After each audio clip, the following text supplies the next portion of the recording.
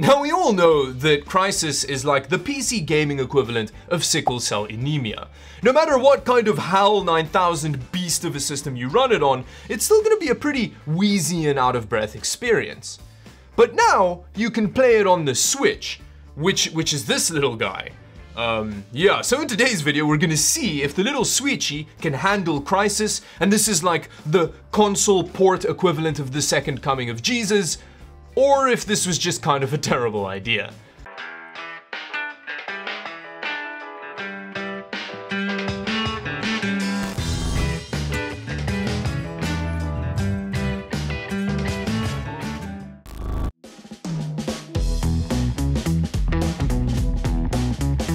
And here we are about to do something I didn't ever think I'd end up doing, which is play the final boss battle of video games on a Nintendo Switch. So yeah, let's get started.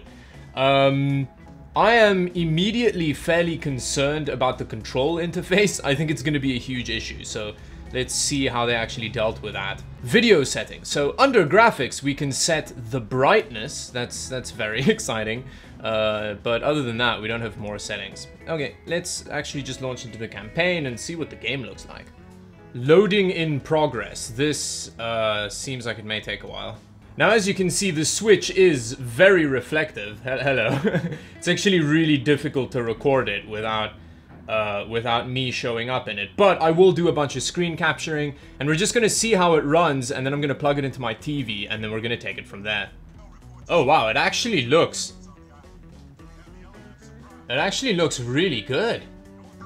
It's actually running surprisingly well. It's Crysis on a Switch. This is pretty cool. Now, it's still dark, but I just wanted to show you the combat is really terrible. Like I have no idea what I'm doing here. So in this configuration, this is definitely a bit of a novelty experience. The controls are terrible. I can't imagine you finishing the game like this, but let's move it over to the TV and see what that looks like.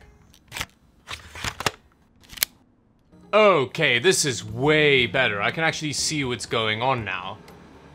Although the frame rate feels quite a lot lower on a TV than it does just natively on the Switch.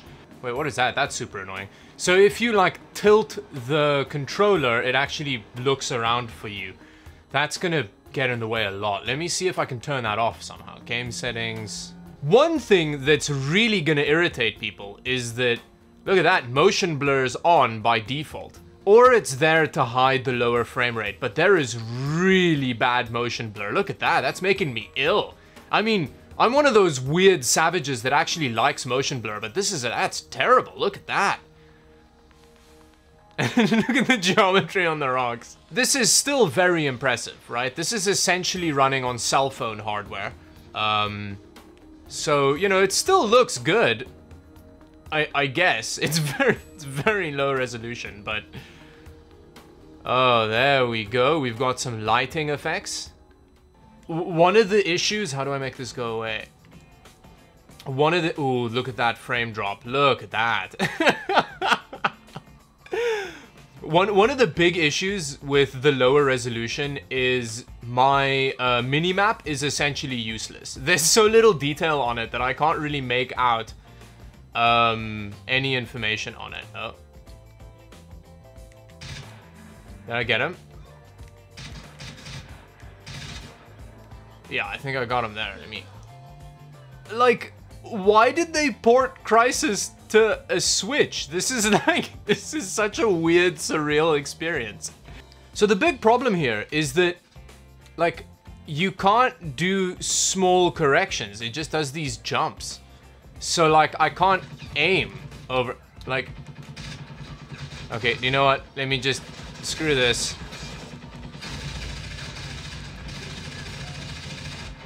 Oh, I'm running out of ammo. Let me get into the house. Oh, I'm about to die. Oh! I just really don't understand why this exists. There's a dude hanging out with some huge chickens. Look at how massive they are. Yo, that's some GMO action if I've ever seen it. I can't even hit the guy point blank.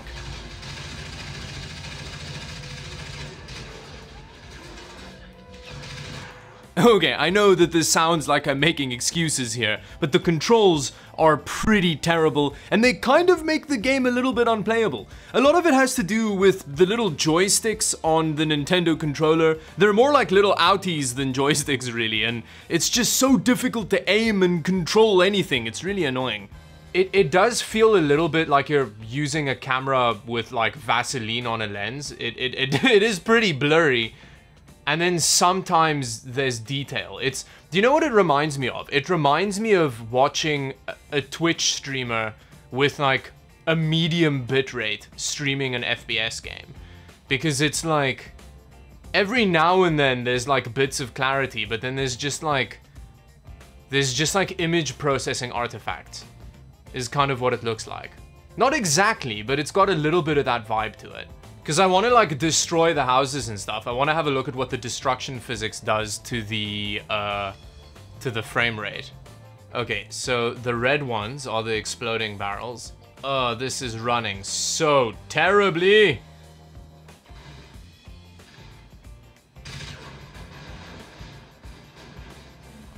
I mean, that was an explosion. Oh yeah. This is what I'm talking about. The controls make sense for this. So at least the driving's pleasant, although the frame rate is all over the place. Honestly, all this is making me want to do is play Crysis in like a proper format.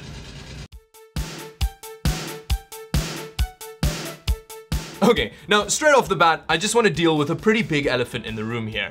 That footage that you just saw of the first impressions of me playing the game actually looked pretty impressive, right? Especially coming off of a Switch. Now after I filmed all of that, I took the footage, put it onto my PC, and when I was editing it, I thought, wow, this actually looks way better than I remember it. Maybe I was too hard on the game. And then I went back to play more of it, and I was like, no, wait, never mind, this is really terrible.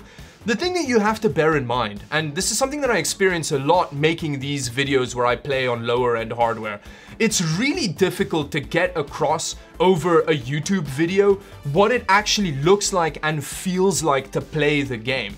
And this is especially true when it comes to screen capture, because there's a lot of upscaling and stuff going on, and the screen capture of Crysis running on the Switch is pretty impressive. The lighting engine looks great, and if you stand still and look at things while not holding a controller in your hand, you may be easily inclined to think, yeah, this is super impressive. But the huge amount of motion blur whenever you're moving around quickly, which you do in a first-person shooter, combined with the constantly changing resolution scaling, makes you feel pretty nauseous. And then that, combined with the terrible controls, means that the game is essentially unplayable. It really is.